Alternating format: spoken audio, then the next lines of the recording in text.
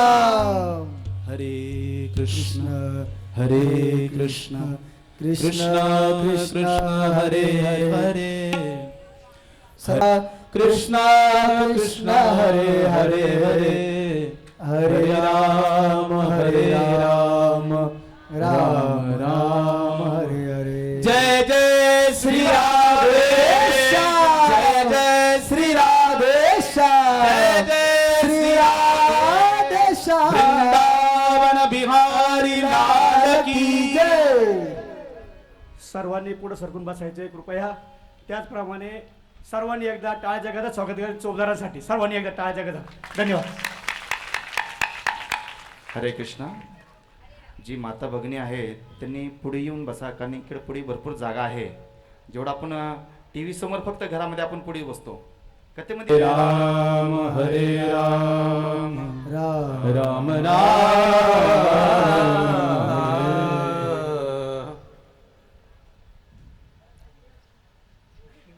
महर्षी वेदव्यासींच्या त्या पर्णकुटीमध्ये देवर्षी नारदांचं आगमन झालं. श्रीमन्नारायण नारायण नारायण श्रीमन्नारायण नारायण श्रीमन्नारायण नारायण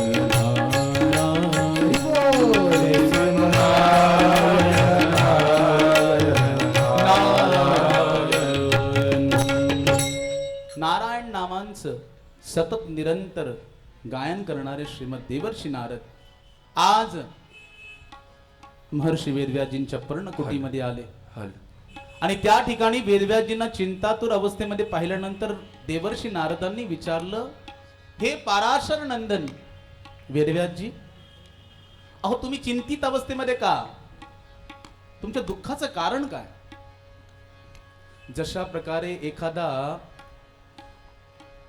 पेशंट असतो की नाही, एखादा रोगी जशा प्रकारे डॉक्टर कडे आपला हात प्रस्तुत करतो, तशाच प्रकारे देवर्षी नारदांना पाहिल्यानंतर महर्षी वेदव्यासजींनी सहस्त्र लोटांगण घालून आपल्या गुरुजींच्या चरण कमलांना स्पर्श केला.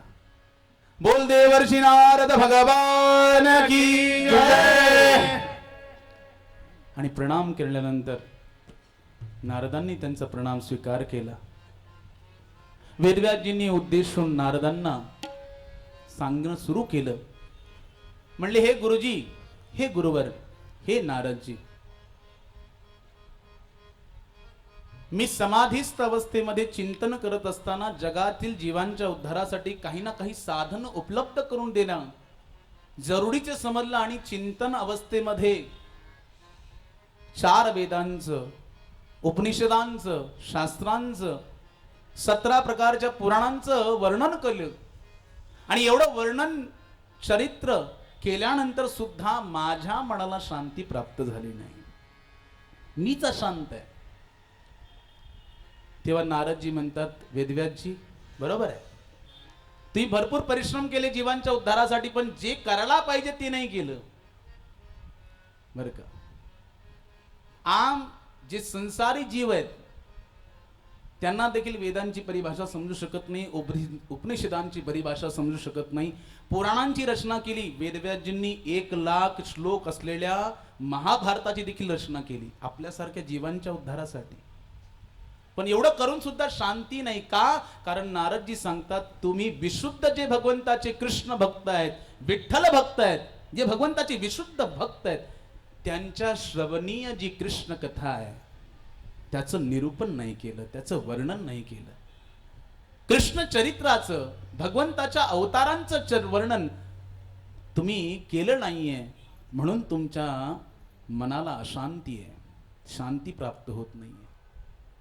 तेव्हा वेदव्यासजी म्हणतात, अहो आता किती करायचं, वृद्धावस्थेला आलो, मला आता करणं अशक्य आहे, किती रचना करू, माझं पूर्ण आयुष्य याच्यामध्ये गेलं. नारदजी म्हणतात, ज्याच्यावर संतांची कृपा होते ना त्याच्यासाठी अवघड असं कार्य कोणतंच नाही. संत कृपा झाली इमारत फळाली. संतांची कृपा ही भगवंताच्या कृपेपेक्षाही मोठी आहे. म्हणून एकाने विचारलं की संत कृपा मोठी की भगवत कृपा मोठी. गुरु गोविंद दोनों खडे काके लागू पाय. बलिहारी गुरु आपने गोविंदियो मिला. गुरु आणि गोविंद, गुरु आणि कृष्ण जेव्हा समोर उभे राहतील तेव्हा प्रथम प्रणाम कोणाला करावा?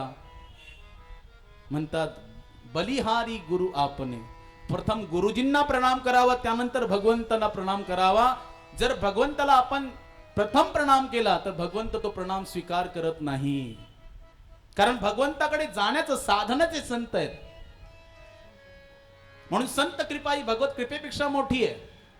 आणि नारदजी वेदव्यासजींना सांगतात, वेदव्यासजी अहो माझ्याकडे बघा, मी देवर्षी, पण मला ही पद, ही उपाधी कशा प्रकारे प्राप्त झाली हे तुम्हाला माहिती आहे का? अहो मागच्या जन्मामध्ये मी दासी पुत्र होतो. मी जन्म घेतात माझे वडील शरीर सोडून निघून गेले. माझी माता विधवा माता मला घेऊन संतांच्या आश्रमात गेली आणि त्या ठिकाणी संतांच्या आश्रमामध्ये तिला निवास प्राप्त झाला, सेवा प्राप्त झाली. चतुर्मास सुरू झाला आणि संतांच्या त्या आश्रमामध्ये दिव्य विरक्त संत त्या ठिकाणी आले. आणि चतुर्मासाची कथा, भगवंताची दिव्य कथा, त्या संतांची सेवा या पामराला प्राप्त झाली. उच्चिष्ट लोप लेपान अनुमोदितो द्विजयी. नारदजी वेदव्यासजींना सांगतात, अहो संतांचं उच्चिष्ट मला प्राप्त झालं. आणि वेदव्यासजी चतुर्मासाची कथा, 4 मास मी दिव्य कथा श्रवण केली. माझ्या मनामध्ये देखील वैराग्य उत्पन्न झालं बरं का. आणि मी त्या संतांकडे प्रार्थना केली की मला पण तुमच्या बरोबर यायचंय, मला एकट्याला टाकून नका जाऊ. संत म्हणले नाही, तुझी आई अजून या जगामध्ये आहे, हयात आहे. तिचं शरीर जोपर्यंत आहे तोपर्यंत तिची सेवा कर. आम्ही तुला भगवंताचा मंत्र देऊ, त्याचं चिंतन देखील कर आणि आईची सेवा कर. आईचं शरीर शांत झाल्यानंतर तू वनामध्ये गमन करून भगवंताच्या भजनाचा मार्ग सुकर करून घे.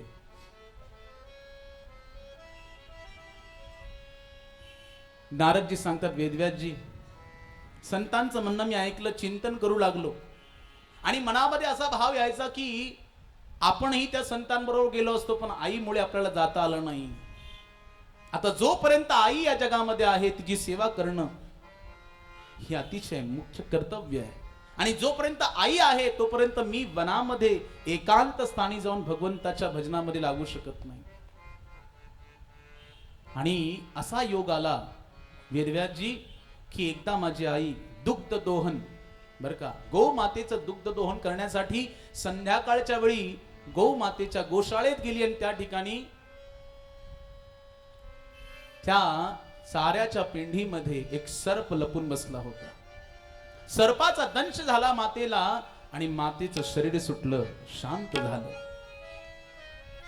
मातेचं शरीर शांत झाल्यानंतर माझ्या मनामध्ये अशी एक भावना प्रकट झाली की बघा भगवंताने माझ्यासाठी किती सुलभ असा मार्ग करून दिला.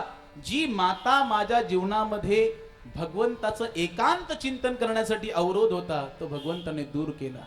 पण बाहेरून नारदजींना शोक आवरला नाही, ते रडू लागले. पण मनामध्ये तेवढा आल्हाद आणि प्रेमही प्राप्त होत होतं. आईचं अंत्यसंस्कार पूर्ण केलं आणि नारदजी बद्री विशाल धामाकडे उत्तरेकडे निघून गेले आणि गुफेमध्ये त्यांनी चिंतन चालू केलं. ओम नमो भगवते वासुदेवाय. ओम नमो भगवते वासुदेवाय. ओम नमो भगवते वासुदेवाय. ओम नमो भगवते वासुदेवाय. वासुदेवाय प्रभु रामचंद्राय. वासुदेवाय प्रभु रामचंद्राय. वासुदेवाय प्रभु कृष्णचंद्राय. वासुदेवाय प्रभु कृष्णचंद्राय. ओम नमो भगवते वासुदेवाय. ओम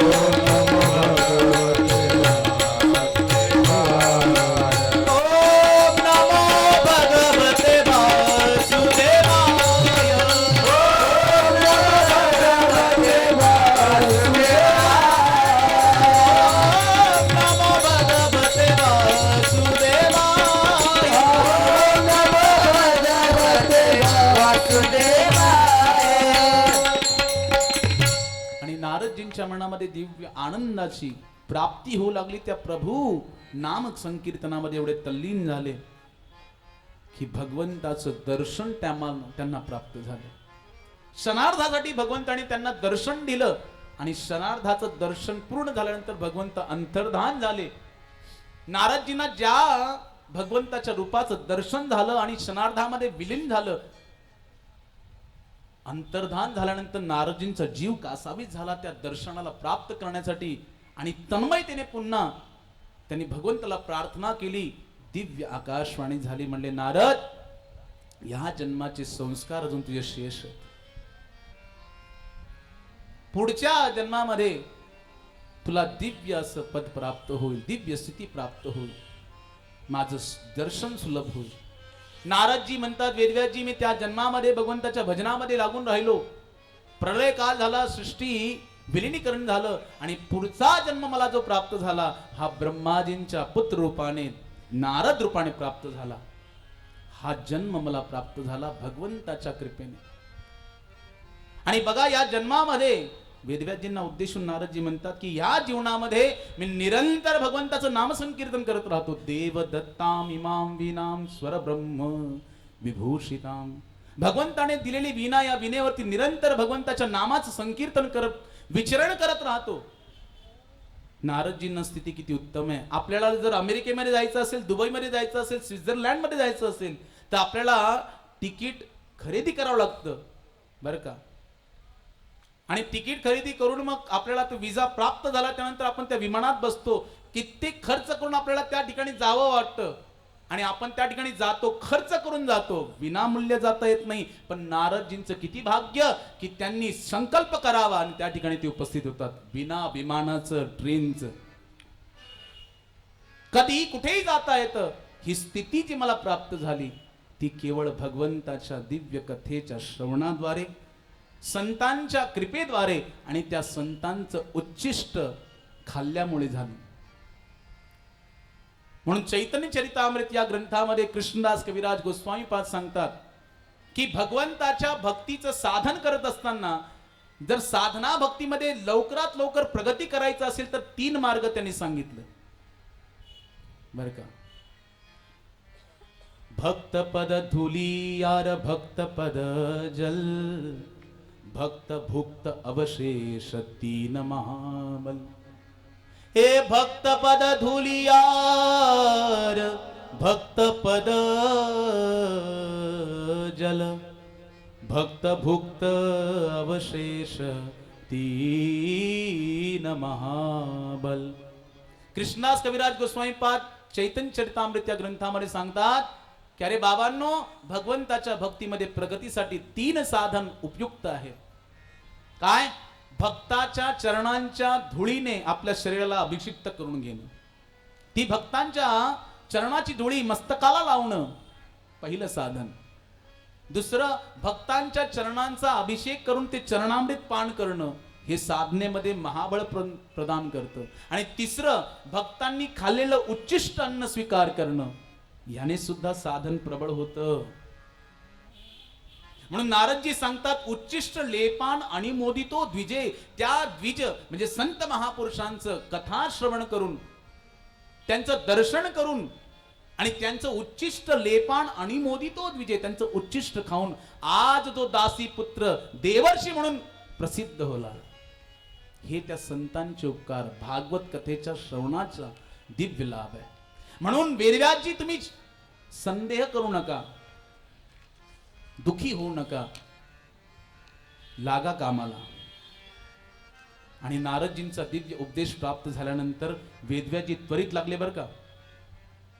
तुकाराम महाराज मारी तसे बोंब न कुणी ऐकती कानी. अरे संत सांगून सांगून थकले, बोंबा मारून मारून थकले, पण कुणी नाही ऐकती कानी. कुणी ऐकत नाही.